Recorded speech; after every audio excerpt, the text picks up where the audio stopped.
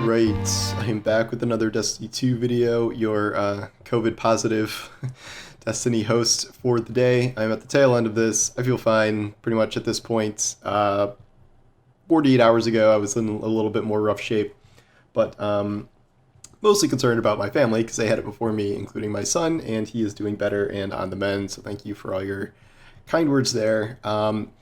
I did want to get back to doing some videos, and I did not really want to talk about Divinity anymore. I'm just exhausted. I wrote an article about it. I've been talking about it on Twitter for like 2 days. It's not that interesting. It kind of just comes down to like the whole like should the powerful thing be nerfed conversation that we have all the time with everything. And if we never nerfed things, we would still be in, probably the Whisper of the Worm meta. After all this time and infinite loading, Lunafaction boots, and Divinity is just another part of that conversation. So I don't know how much there is to go into past what I've already said on it. I heard Fallout made a really good video about it that I need to watch later today. I just haven't had time yet. So I thought I would do something a little more fun today, and I am taking a reader suggestion. This is from Amy Veers. I apologize if I'm not pronouncing that right, where she asked me if I would rate speculated Destiny relationships. Tell us your headcanon Guardian. So these are two kind of separate things. I guess I'll start with the headcanon Guardian thing because I don't really have one.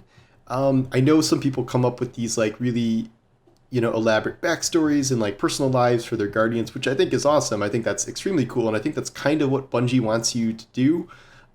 That's just never really been how I viewed my Guardian. I may have kind of thought that once upon a time, but over the years, Destiny has just given your Guardians so little kind of their own personality and so little presence in the story other than kind of a means to an end of like we are the person that kills the boss that needs to be killed or stops the army that needs to be stopped. So it is kind of on you to make your own headcanon Guardian, but I've just sort of accepted that mine is a blank slate. I've written a lot of books. I really enjoy creating original characters. It's just that I haven't really been able to make that connection with really all three of my Guardians because they're all awoken females. Only one was carried over from Destiny 1. I changed my Hunter and Titan from Destiny 1, so I don't have this like real storied history with all my Guardians. I don't know. I just kind of imagine that they are all friends and they hang out. Maybe they're sisters. I don't know. I clearly haven't thought about this that much, but I really do respect the people who have put a lot of thought into their own Guardians. It's just never really been something that I've done, considering that, the game is just so much focused on these kind of external third-party characters at this point that we just don't have that much of a presence in the story ourselves. So we would have to make one up for ourselves, more or less. In terms of the ranking relationships, I don't have like a top 10 order, but I'll just kind of talk about some thoughts on some of the most common ones. I know I'm going to upset the shipping community as they are massive and there are so many different ships, and like I know this is like a whole thing, so I'm maybe wading into dangerous territory here, even if I wanted to do a more lighthearted video. But the main ones I can see, I very, very much am a huge fan of the new Drifter Eris development.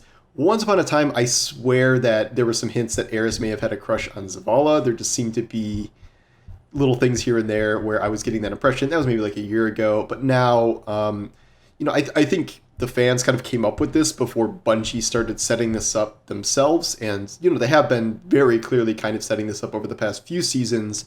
And I think it's great because it's kind of a continuation of Eris' story that began all the way in Shadowkeep, the beginning of the Light and Dark saga, as it's supposed to be, where Eris is like one of the most broken Guardians of all time because of the horrific stuff she's endured with her fire team and her eyes and everything. And she's this kind of tormented soul, and then we spent most of Shadowkeep trying to help free her of that torment and her fire team that haunts her, and now she kind of, I don't think they're like disappeared necessarily, but she kind of has made peace with them to a certain extent, and we've gotten some lore about how she's done that. And then last season was all about, taking kind of what she learned with her own nightmares and her past baggage and passing that on to other people who needed it, Kaido, Crow, Zavala, and dealing with their own demons. And this, at the same time, has opened up this sort of odd couple dynamic with Drifter, where the Drifter's is sort of like, he's a comedy character, but he's also like a really, likable dirtbag who's been around for, since Forsaken now, and he's got such a mysterious past, and like we've learned more about him over time. And he had a relationship with, I forget her name, but whoever, like some sort of relationship, not romantic necessarily, but with the emissary of the Nine, who used to be an Awoken, who was, I can't remember her name, but like she was not an emissary of the Nine. We kind of learned that season of the Drifter, but lately we've kind of gotten this, budding relationship between Drifter and Eris, where maybe it is not overtly romantic yet, but I do believe that is where we are moving. The Drifter is always bringing new bits of information to Eris. Eris is always like, she calls Drifter rat, and she's, kind of down on him and stuff, but it's like playful. It is like a little flirty, and like even this, I think it was this season where he's like, why do you keep calling me if you hate me so much? I don't get what's going on here. And she's like, okay. They studied Egregore together last season. Now Drifter is giving her the artifacts that we're finding from the Fallen. They're studying that together. I think that the fruits of their labors will end up producing something that leads to us getting Strand. That is my theory. It's been that for some time. As for an explicit outright relationship, something Destiny does not do that often, in terms of, like I can't remember a cutscene where there's been like actual romance in it. It's not really that type of game at baseline, and yet I do very much think this is what they're going for here. I don't think this is supposed to just be a friendship. And, it's one of the most, kind of overt examples of this where they're starting to do this more.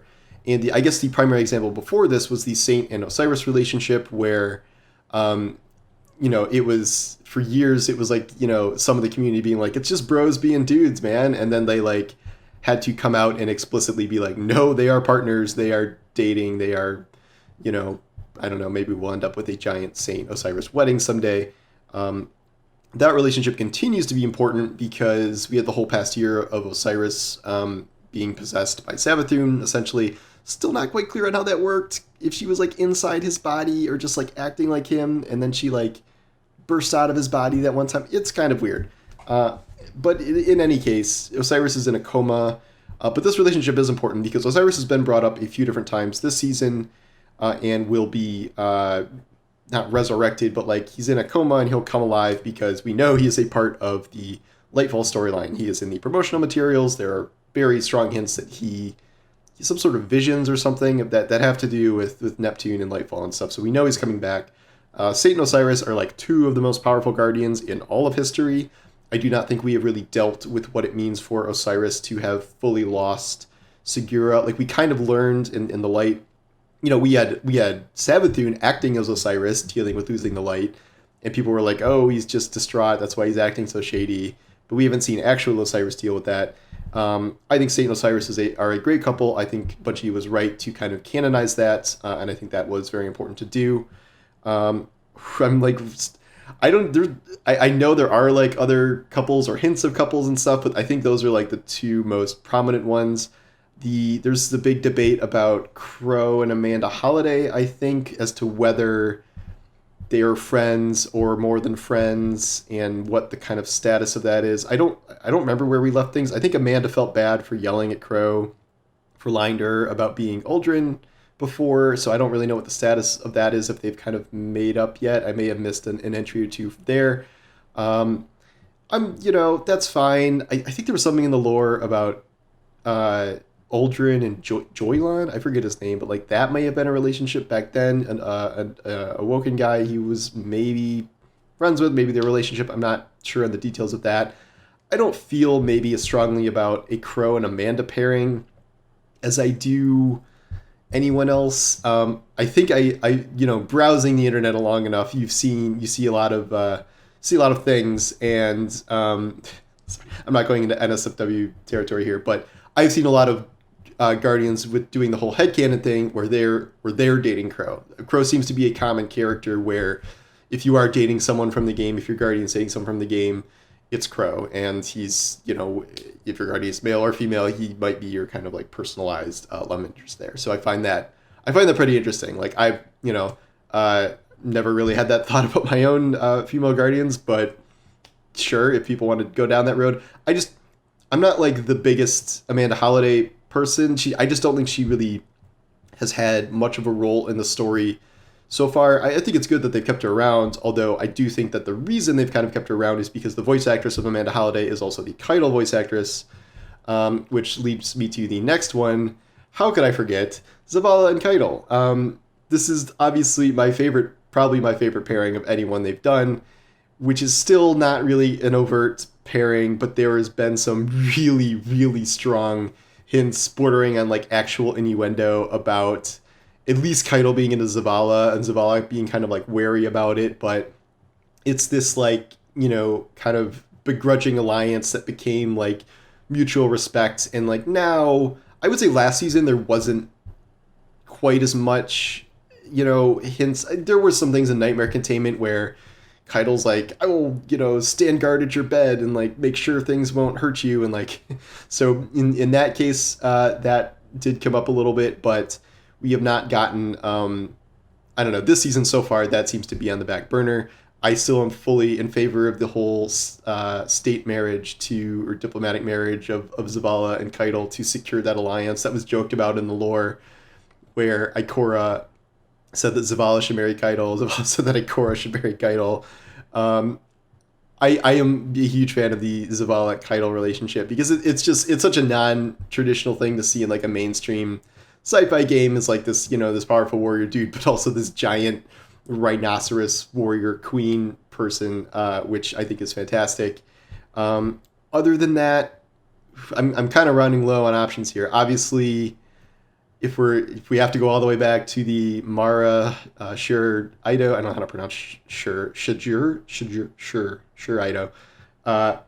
versus Mara Shax, I am fully on team Mara Shur, and I think Bungie explicitly said later about the whole Helmut Stedon thing. They made that very clear that was not actually a romantic thing that happened, and Mara and Shur were always the canon couple. I think they did that explicitly because of the past debates here. But Shur is dead and has been dead a long time, and we're using her bow, which is now very buffed. I feel like if there was ever a role for Mara, it could be almost like seducing the player guardian, because that's a relationship that I feel like keeps coming up, is between us and Mara, and like not like really a real relationship, but like Mara kind of manipulating us, I'd say, is how that relationship would go, if she, if we're allowing her to, form new potential relationships. I could see that maybe being a card they try to pull in the future, and like that's a little bit how our relationship has been time to time, where she's either like this, cold ice queen, or she's like a little flirty with us, but I think that's just also how she is. Past that, I'm running low on options here. I don't really know the Ikora history of like who Ikora is supposed to be shipped with. No real thoughts there. I think Anna Bray has a girlfriend that is still alive. I think that's an active relationship, and obviously Zavala, we dug into his past with his old wife and his son, and I don't know. I think we're running low on characters here, unless I'm forgetting anyone else. But overall, I do think they have made this more prominent, and instead of just like little lore bits of like the Helmut Stedon stuff, like that was like romance and Destiny like 4 years ago. That was like the extent of it. But now Zavala Keitel, Eris Drifter, Saint Osiris, these are very real relationships, or almost relationships, that are very kind of key and pivotal to the plot and also the growth of these characters. And I think they have done a much better job kind of integrating those into the story, and I'm certainly curious to see what the kind of end game is for those and where those all lead over time. So sorry I don't have my own canon guardian, their own relationships and stuff, but I think Destiny does a good enough job with its existing characters to cover those bases for me. So anyway, that's my aside. So thank you for that idea, and this was more fun to talk about than Divinity, certainly. So anyway, thanks for watching, and I will talk to you soon. Take care.